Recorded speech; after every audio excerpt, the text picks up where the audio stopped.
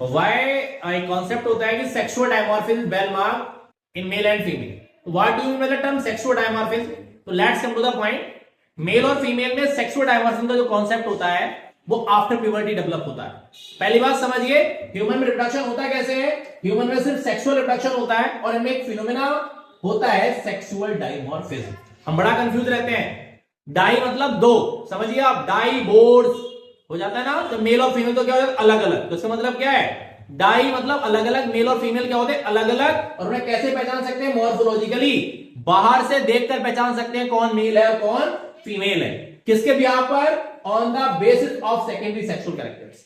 Secondary sexual characters are those characters which develops after puberty due to the influence of sex hormones. Okay, they become vary in male and female. जैसे देखो general buildup, mail में body more muscular होती है, female में less muscular. Aggressiveness, mail में testosterone क्या करता है? बहुत ज्यादा कर देता है, इसलिए मेल को बहुत ज्यादा गुस्सा आता है। फीमेल में जो एस्ट्रोजन और प्रोजेस्टेरोन बनते हैं वो उसके अंदर सिंपैथी लाते हैं, इसीलिए उसमें देखा ना वो थोड़ा कूल नेचर की होती है। हालांकि ये बात एनवायरमेंट पे भी डिपेंड करती है बेटा, वो घमरे में किसी की वो लड़ाइयां हो रही हो तो फिर नहीं हो सकता। नॉर्मली ऐसा ही होता है। ग्रोथ ऑफ हेयर्स में मेल में सिर्फ माउथ टैग और बियर्ड की ग्रोथ क्या होती है? एक्स्ट्रा होती है। बाकी सब ग्रोथ क्या होती है? सेम। मेल में वीएमआर हाई और वहां लो। मेल में अगला क्या स्पर्म बनना स्टार्ट होता है, फीमेल में क्या मेसोसाइकिल स्टार्ट होती है।